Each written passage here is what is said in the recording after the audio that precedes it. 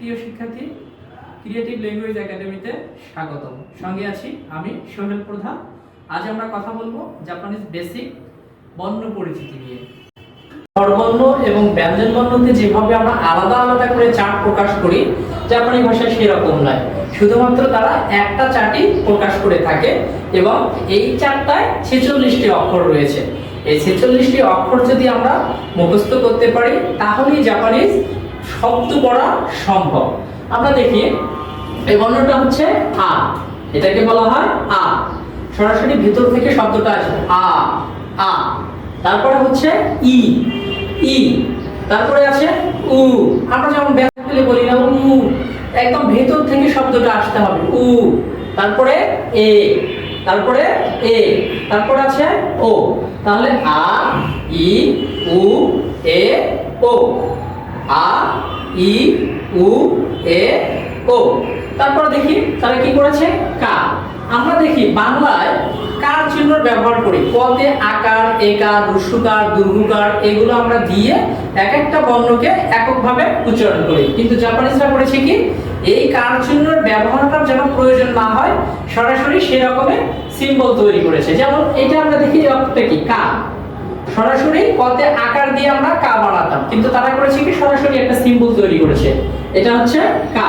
তারপরে কি কি, কু, কে, কো, কা, কি, কু, কে, কো। তারপর দেখি সা সা। এখানে একটু কথা বলি। আমরা জানি দন্ত সটা সফট স আর তল্প সটা শক্ত স। তাহলে দন্ত সটা যখন সফট স হবে তখন স এবং সর মাঝামাঝি উচ্চারিত হবে। তাহলে আমরা এটার উচ্চারণ কি করব, সা। স সর মাঝামাঝি, আমরা সাও বলবো না সও বলবো না, সা। আচ্ছা সা শি, কিন্তু তলব এই শিটা হবে তলবের স, শি শক্ত স। তাহলে সা শি সু সে সো। তাহলে সা শি সু সে সো। তারপরে দেখি এটা হচ্ছে তা তা। ততে আকার দিলে যেমন তা হয় সেই তা, তা চি সু। এই সুটা হবে খণ্ডত সু, খণ্ডত, খণ্ডতর সঙ্গে সু দিলে যেটা হয় এই সুটার উচ্চারণ হবে এরকম খণ্ডত সু। তাহলে তা জি সু, এটা তে তো। তাহলে এই লাইনে তর ও এটা, কিন্তু এই দুটো একটু ব্যতিক্রম, চিটা একটু ব্যতিক্রম আর সুটা একটু ব্যতিক্রম। তারপরে কি আছে না না। নতে আকার দিলে না হয়, নতে আবার যদি আমরা ঋষিকার দেই তাহলে নি হয়, যেটা আমরা বাংলায় করেছি। এরা করেছে কি সরাসরি জাপানিজরা অক্ষর তৈরি করেছে। তাহলে এটা হবে না না নি নু নে নো। তাহলে এই 25টা অক্ষর আমরা আবার দেখি শুরু থেকে আ ই উ এ ও, কা কি কু কে কো, সা শি সু সে সো, তা জি সু তে তো, না নি নু নে নো। আচ্ছা তারপরে এটা হচ্ছে হা। হতে যখন আমরা আকার দেই, হতে আকার দিলে হা, হা হি ফু হে হো। আচ্ছা এখানে একটু কথা আছে, সেটা হচ্ছে এই যে ফু, এটাকে নিয়ে অনেক আলোচনা আছে, ঠিক আছে। এই হুকে অনেকেই ফু উচ্চারণ করে, আবার অনেকেই দেখা যায় হু উচ্চারণ করে। অনেকেই নয়, এটা হচ্ছে ডিকশনারিতে একটা মতভেদ আছে প্রয়োগ অনুযায়ী বিভিন্ন জায়গায়। যেমন আমরা যদি বলি ফুরই, ফুবেন, এই সকল জায়গায় এর উচ্চারণ ফুই হয়। আবার অনেক জায়গায় আছে যখন আমরা এটাকে কনভার্ট করি তখন এর উচ্চারণ হুই হয়। তাহলে আমরা আপাতত এটাকে সব জায়গাতেই ফু হিসাবে পড়ব।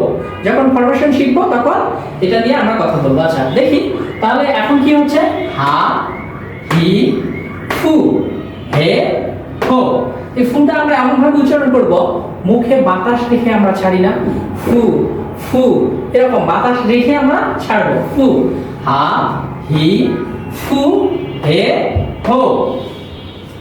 তারপরে দেখি কি আছে মা মা, মি মু মে মো, মোট কথা মতে যদি আমরা আকার একার হ্রস্বকার দৈর্ঘ্যকারের ব্যবহার করি যেরকম উচ্চারণ হবে, যেমন মতে আকার দিলে মা মা, মত ঋষিকার দিলে মি মু মে মো, এরকম উচ্চারণ হবে। তারপরে এটা কি আছে ইয়া ই আ ইয়া, ইউ ইউ ইও ইয়া ইউ ইও। তারপর দেখি রা রা, রতে আকার দিলে কি হয় রা রা রি রু রে রো, রা রি রু রে রো। তারপর এটা কি আছে ওয়া ওয়া ও, যেমন আমরা বাংলায় লিখি ও তার সঙ্গে আ ওয়া। তারপর এটা হচ্ছে সরাসরি ও, আর এটা হচ্ছে দন্ত ন, এটা আমরা অনেকে এটাকে পড়ে, ঠিক আছে। আমরা এটাকে সরাসরি কি করব দন্ত ন পড়ব, দন্ত ন ন, দন্ত ন হিসেবে এর উচ্চারণ করব। তাহলে ওয়া ও ন, দন্ত ন হিসেবে এটাকে আমরা করব। আচ্ছা, আমরা এর আগে 46টি অক্ষর দেখেছি। 46টা অক্ষর ছাড়াও আরো কিছু অক্ষর আছে, সেটা নিয়ে আমরা এখন বিস্তারিত কথা বলবো। দেখি প্রথমে 1 নম্বরে আছে তেন। তেন, এই যে তেন, উপর থেকে নিচের দিকে হেলানো ছোট্ট সরল রেখা, উপর থেকে নিচের দিকে হেলানো এই ছোট্ট সরল রেখাকে তেন বলে। তেন স্বভাব সুলভ ভাবে অক্ষরের উপরে নিচে পেটে পিঠে থাকতে পারে। এটা হচ্ছে অক্ষরের একটা অংশ। যেমন আমরা কা লিখেছি, আমরা কা লিখেছি, এই যে কার উপরে তেনটা, এই তেনের অংশটা ছাড়া কিন্তু এই অক্ষরটা হবে না, এই অক্ষরটা হবে না। ওকে, তাহলে এই তেনটার কোনো অর্থ হবে না, এটা স্বভাব সুলভ ভাবে বা জন্মগত ভাবে অক্ষরের উপরে থাকে। আচ্ছা, তারপরে আমরা দেখি 2 নম্বরে কি আছে তেন তেন।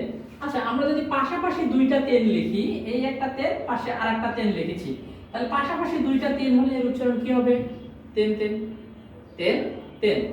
কিন্তু এই তেন তেন স্বভাবগতভাবে অক্ষরের উপরে থাকে না, এরা কিছু অক্ষর, মোট 20টি অক্ষরের উপরে বসে। তেন তেন এখানে আমরা লিখেছি 20, তাহলে এই মোট 20টি অক্ষরের উপরে তেন তেন বসে, বসে অক্ষরের উচ্চারণের পরিবর্তন করে, অক্ষরের উচ্চারণের পরিবর্তন করে। ওকে, তারপর দেখি এখানে কি আছে মারু।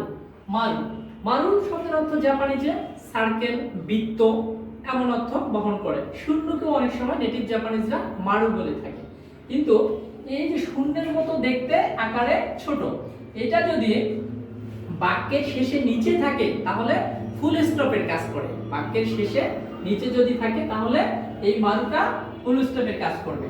আর যদি কোনো বর্ণের উপরে থাকে, কোনো বর্ণ, যেমন আমরা এখানে হা লিখেছি, হ্যাঁ, হার উপরে একটা মারু দিয়েছি, এই যে কোনো বর্ণের উপরে যদি থাকে তখন সে কি করবে, এই বর্ণটার সাউন্ডটাকে চেঞ্জ করবে, উচ্চারণটাকে চেঞ্জ করবে। তা আমরা এটা নিয়ে দেখো কিভাবে বর্ণর উচ্চারণটাকে পরিবর্তন করা হয়। আচ্ছা, আমরা দেখি ক এর উপর তেন তেন বসলে, তাহলে এই যে ক বর্ণটা আছে এর উপর যদি তেন তেন বসে ক এর উচ্চারণ গ হয়ে যায়। তাহলে আমরা তেন তেন নিয়ে একটু আগে কথা বলেছি, তেন তেন কয়টা অক্ষরের উপর বসে 20টি অক্ষরের উপরে তেন তেন বসে, তাই না? তাহলে আমরা এখন এইটা দেখব। এই বর্ণটা আমরা কি পড়েছিলাম, এটা ছিল কা, কতে আকার দিলে কা, তাই না, কা। তাহলে আমরা বলেছি ক এর উপর যদি তেন তেন দেই, তাহলে এই কা এর উপর তেন তেন দিলে কা এর উচ্চারণ কি হয়ে যাবে, কা এর উপরে এই যে আমরা এখানে কি করেছি তেন তেন দিয়েছি, তাহলে কা এর উচ্চারণ কি হয়ে যাবে, কটা কাটা গা হয়ে যাবে, ক বর্ণটা গ বর্ণে রূপান্তর হয়ে যাবে, ঠিক আছে। তাহলে ক এর উপর তেন তেন দিলে, কা এর উপর তেন তেন দিলে কাটার উচ্চারণ গা হয়ে যাবে। ঠিক একই ভাবে কি আছে, কি, এই যে ক ঋষিকার কি, এই কির উপরে যদি আমরা তেন তেন দেই, তেন তেন দিয়েছি, তাহলে এর উচ্চারণ কি হয়ে যাবে, এর উচ্চারণ গি হয়ে যাবে, কিটা গি হয়ে যাবে, কটা গ হয়ে যাবে, তাই না? ওকে, আবার দেখি কু, ক ঋষিকার কু, দেখি কু, তাহলে এই কুর উপরে যদি আমরা তেন তেন দেই তাহলে কটা গ হয়ে গেছে, তাহলে কুটা কি হয়ে যাবে, গু হয়ে যাবে, কুটা গু হয়ে যাবে। আবার দেখি এটা কি আছে, এটা হচ্ছে কে, এটা কে, তাহলে কে এর উপরে যদি আমরা তেন তেন দেই তাহলে কে এর উচ্চারণ কি হয়ে গেছে, এটা কটা গ, তাহলে কেটা গে হয়ে যাবে, তারপরে দেখি এখানে কি আছে কো, এটা কো। তাহলে আমরা কি করেছি বারবার, ক এর উপর তিন তিন দিলে কটা সরাসরি গ হয়ে যাবে, কটা সরাসরি গ হয়ে যাবে। তাহলে কো থেকে এটা কি হবে, গো হবে। তাহলে আগে ছিল কা, কি, কু, কে, কো। এখন এর উচ্চারণ কি হবে, তিন তিন ব্যবহার করে গা, গি, গু, গে, গো। তাহলে আমরা কি দেখলাম, কর উপরে যদি আমরা তিন তিনের ব্যবহার করি তাহলে ক এর উচ্চারণ গ হয়ে যাবে। আমরা এর আগে লিখেছিলাম শ এর উপর তিন তিন বসলে শ এর উচ্চারণ কি হয়ে যাবে, শ এর উচ্চারণ জ হয়ে যাবে, অন্তস্থ জ হয়ে যাবে। তাহলে এটা আমরা কি পড়েছিলাম, সা, সা, শি, সু, সে, সো। তাহলে শ এর উচ্চারণ যদি জ হয়ে যায় তাহলে আমরা কি করেছি, এই শ এর উপরে তিন তিন দিয়েছি, এই শ এর উপরে তিন তিন দিয়েছি, তাহলে উচ্চারণ কি হয়েছে, যা। সা ছিল, তিন তিন ব্যবহারের কারণে এর উচ্চারণ কি হবে, যা হয়ে গেছে। ঠিক একই ভাবে শি, এই শিটা আমরা কি বলেছিলাম, এটা শক্ত স, তলবেশটা এটা শক্ত স, তাই না? তাহলে এই যে শি শক্ত স, তাহলে এটা কি দন্ত স নয়, শক্ত স। তাহলে যখন জি করব তখন এটা বর্গীয় জ হবে। জ দু প্রকার, অন্তস্থ জ, বর্গীয় জ। আরেকটা কি আছে, দন্ত স আর তলবেশ স। তাহলে এই কারণে এটা যেহেতু শক্ত স, তাহলে জি উচ্চারণ হবে এটা। ওকে, তারপরে দেখি এটা কি ছিল, সু। তাহলে এই সুর উপরে যদি আমরা তেন তেন দেই, তেন তেন দিয়ে সুটা কি হয়েছে, জু। সু থেকে জু হয়ে যাবে, ঠিক আছে, জু হয়ে যাবে। আবার কি ছিল, সে, সের উপরে যদি তেন তেন দেই তাহলে এটা উচ্চারণ কি হয়েছে, দেখি সে থেকে এটা জে হয়ে গেছে। আবার দেখি সো, সো, সোর উপরে যদি তেন তেন দেই তাহলে এর উচ্চারণ কি হবে, জো। তাহলে আমরা শ এর উপর তেন তেন বসলে শ এর উচ্চারণ জ হয়ে যায়। তাহলে ছিল সা, শি, সু, সে, সো। এর উচ্চারণ তাহলে কি হয়ে যাবে, যা, জি, জু, জে, জো। মোট কথা শটা জ হয়ে যাবে, শ এর উচ্চারণ জ হয়ে যাবে এবং শ বর্ণগুলো জ বর্ণে রূপান্তর হয়ে যাবে। এবার দেখি ত, ত বর্ণ। ত এর উপর তেন তেন বসলে ত এর উচ্চারণ দ হয়ে যাবে। মোট কথা ত জাতীয় যে বর্ণগুলো আছে, ত বর্গীয় যে বর্ণগুলো আছে, যেমন তা, কি, সু, তে, তো। তাহলে এই যে ত রতে যে বর্ণগুলো আছে এর উপরে যদি আমরা তেন তেনের ব্যবহার করি, এই তেন তেনের ব্যবহার করি, তাহলে ত এর উচ্চারণ দ হয়ে যাবে। তাহলে দেখি এখানে কি আছে, তা। এই তার উপরে যদি আমরা তেন তেন দেই, তার উপরে যদি তেন তেন দেই তাহলে তার উচ্চারণ কি হয়ে যাবে, দা হয়ে যাবে। একই ভাবে এখানে চি আছে, চির উপরে যদি আমরা তেন তেন দেই তাহলে চির উচ্চারণ জি হয়ে যাচ্ছে, চির উচ্চারণ জি হয়ে যাচ্ছে। আবার কি আছে, সু। আমরা দেখি খণ্ডত সু, খণ্ডত সু, যে এর উচ্চারণ আমরা এর আগে বলতে পড়েছি যে সু এর উপরে যদি তেন তেন থাকে শ এর উপর, তাহলে শ এর উচ্চারণ জ। তাহলে এখানে সু আছে, এর উচ্চারণ এই কারণে জু হয়ে গেছে, এর উচ্চারণ এই কারণে জু হয়ে গেছে। তারপরে কি আছে, তে, তে, তের উপরে যদি আমরা তেন তেন দেই, তের উপরে তেন তেন দিলে তটা কি হয়ে যাবে, দ হয়ে যাবে। ছিল তে, এখন হবে তে। তারপরে তো, তো এর উপরে যদি আমরা তেন তেন দেই তাহলে কি হয়ে যাবে, দ হয়ে যাবে। মোট কথা ত বর্গীয় বর্ণগুলো দ বর্গীয় হয়ে যাবে। তাহলে আমরা আবার দেখি, ত এর উপর তেন তেন বসলে ত এর উচ্চারণ দ হয়ে যায়। ত এর উপর এই তা, ত বলতে কি, ত বর্গীয় বর্ণ, তা থাকতে পারে, চি থাকতে পারে, সু থাকতে পারে, তে থাকতে পারে। ত দিয়ে যে বর্ণগুলোর উচ্চারণ আছে এর উপরে যদি আমরা তেন তেনের ব্যবহার করি তাহলে ত এর উচ্চারণ দ হয়ে যাবে। ওকে, তাহলে তা, চি, সু, তে, তো। তার থেকে কি হয়ে যাবে, কনভার্ট হয়ে দা, জি, জু, দে, দো হয়ে যাবে। দেখেন হ, এরপরে আছে হ। হ এর উপর তেন তেন বসলে হ এর উচ্চারণ ব হয়ে যাবে, হ বর্ণটা ব বর্ণ হয়ে যাবে। তাই হ দিয়ে কি আছে, হা, হি, ফু অথবা হু। এটা নিয়ে দ্বন্দ্ব করা যাবে না, ফু উচ্চারণ হয়, হু উচ্চারণ হয়। হে, হো, হা, হি, ফু, হে, হো। তাহলে এই যে হ দিয়ে যে বর্ণগুলো আছে, হ বর্গীয় বর্ণগুলো, এগুলোর উপরে আমরা কি করব, তেন তেনের ব্যবহার করব। তেন তেনের যদি ব্যবহার করি তাহলে হর উচ্চারণ, হ এর উচ্চারণ কি হয়ে যায়, ব হয়ে যায়। তাহলে আগে ছিল হা, এর উচ্চারণ ছিল হা, কিন্তু এখন তেন তেন ব্যবহার করার পরে এর উচ্চারণ কি হয়ে যাবে, বা, হাটা বা হয়ে যাবে। তাহলে এটা ছিল হি, তাহলে হির উচ্চারণ তেন তেন দিয়েছি, তাহলে কি হয়ে যাবে, হির উচ্চারণ বি হয়ে যাবে, তাই না, বি হয়ে যাবে। তারপরে কি দেখি এর উচ্চারণ ছিল কি ফু অথবা হু, ফু অথবা হু। তেন ব্যবহার করার কারণে এর উচ্চারণ কি হয়ে গেছে, বু হয়ে গেছে। তারপরে কি আছে হে, হে, তাহলে হে ছিল, এর উপরে তেন দেওয়ার কারণে হটা ব যদি হয় তাহলে হেটা কি হয়ে যাবে, বে হয়ে যাবে, এটা বে। তারপর দেখি এটা ছিল হো, হো, তাহলে হোর উপরে যদি আমরা তেন দেই, তেন দিছি, হোটা ব হয়ে গেছে। মোট কথা অ বর্ণটার উপরে যদি আমরা তেন ব্যবহার করি, হ বর্গীয় বর্ণের উপরে যদি আমরা তেন ব্যবহার করি তাহলে হয়ের উচ্চারণ ব হয়ে যাবে। আগে ছিল হা, হি, ফু, হে, হো। এখন কি হয়েছে বা, বি, বু, বে, বো। হ বর্গীয়টা আমরা ব বর্গীয় বানিয়ে ফেলেছি। আচ্ছা আমরা কি বলেছিলাম, মারু। আমরা এই মারু নিয়ে কথা বলছি এখন। তাহলে এই মারু মূলত বলেছিলাম 5টা অক্ষরের উপর বসে। কয়টার উপরে, 5টার উপরে। তাহলে হ এর উপর, হ বর্ণের উপর যদি মারু বসে তাহলে হ এর উপর মারু বসলে হ এর উচ্চারণ প হয়ে যায়। হটা কি একটা বর্ণ, তাই না? তাহলে এই হ বর্ণের উপর যদি মারু বসে তাহলে এই বর্ণটার উচ্চারণ হয়ে যাবে প। তাহলে আমরা এটাকে আগে কি করেছিলাম, হা, হা, এই হার উপরে মারু দিয়েছি, তাহলে এর উচ্চারণ কি হয়ে যাবে, পা হয়ে যাবে। যেহেতু হয়ের উচ্চারণ প হয় তাহলে হাটা পা হয়ে যাবে। তারপর কি আছে হি, তাহলে এই হি, হটা যদি প হয় তাহলে হিটা কি হয়ে যাবে, পি হয়ে যাবে। হ বর্ণটা প বর্ণ হয়ে যাবে, তাহলে হি থেকে পি। তারপর এটা আমরা কি করেছিলাম, ফু বা হু, হু অথবা হু করেছিলাম আমরা এটা, তাই না? ফু হোক বা হু হোক, তাহলে হটা যদি প হয় তাহলে ফুটা কি হয়ে যাবে, পু হয়ে যাবে, ফুর উচ্চারণ পু হয়ে যাবে। তারপর কি আছে হে। আচ্ছা আমরা বলেছিলাম হ বর্ণ এর উপর মারু বসলে, হ বর্ণের উপরে মারু বসলে হয়ের উচ্চারণ প হয়। কিভাবে হয় দেখি। আমরা শুরুতেই বলেছিলাম তেন, তেন এবং মারু এর ব্যবহার। মারু কি হয়, 5টা অক্ষরের উপরে বসে শব্দের উচ্চারণের পরিবর্তন করে। সেই 5টা বর্ণ হচ্ছে এই হার হতে যে 5টা বর্ণ আছে, হা, হি, ফু, হে, হো। এই 5টা বর্ণের উপর বসে সে কি করে, উচ্চারণের পরিবর্তন করে। যেমন এই বর্ণটা আগে ছিল হা, কিন্তু এর উপরে যখন আমরা মারু এর ব্যবহার করেছি তখন এর উচ্চারণ হয়ে গেছে কি, পা, হটা প হয়ে গেছে। আবার একই ভাবে দেখি হি, এই হি বর্ণটা এর উপরে যখন আমরা মারু ব্যবহার করেছি এর উচ্চারণ হয়ে গেছে পি, হ বর্ণটা প বর্ণ হয়ে গেছে।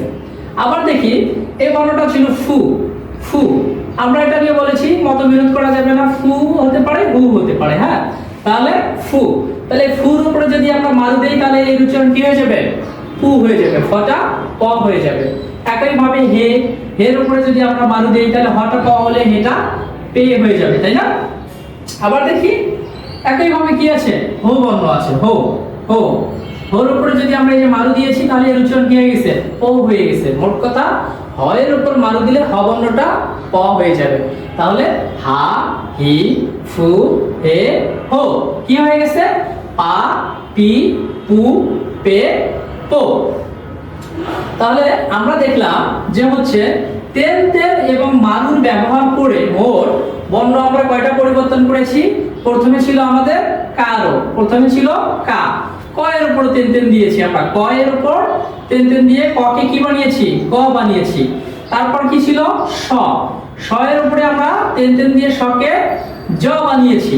তারপর কি ছিল দ, দ এর উপর তেন দিয়ে আমরা দকে কি বানিয়েছি, ত, ত ছিল ত, ত এর উপর তেন দিয়ে আমরা তকে দ বানিয়েছি। তারপর ছিল হয়ের উপর তেন দিয়েছিলাম আমরা, হয়ের উপর তেন দিয়ে হকে ব বানিয়েছি। তাহলে মোট রো কয়টা, এক, কর, সর, তর, হর।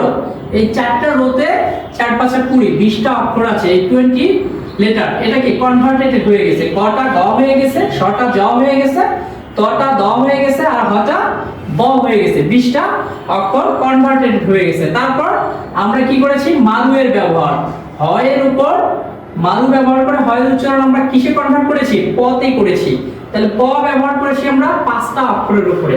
তাহলে টোটাল কনভার্টেড লেটার আমাদের কয়টা হয়ে গেল, 5 আর হচ্ছে 20, 25টা। 25টা হচ্ছে কনভার্টেড অক্ষর। আর আগে আমরা মৌলিক অক্ষর করেছিলাম 46টা। তাহলে এই 46টি এবং এই 25টি কনভার্টেড অক্ষর যদি আমরা চিনি তাহলে জাপানিজ বর্ণমালায় আর কিছু শেখার নেই, আমরা এই তাহলে 25 আর হচ্ছে আগে ছিল 46, এই মোট হচ্ছে 71। 46 ছিল আগে মৌলিক আর 25 হচ্ছে কনভার্টেড। এই 71 লেটার যদি আমরা ভালো করে বুঝি তাহলে আমরা কি করতে পারবো, জাপানিজ শব্দগুলো পড়তে পারবো, কারণ জাপানিজে যা বর্ণ তাই উচ্চারণ। ধন্যবাদ আমাদের সঙ্গে থাকার জন্য।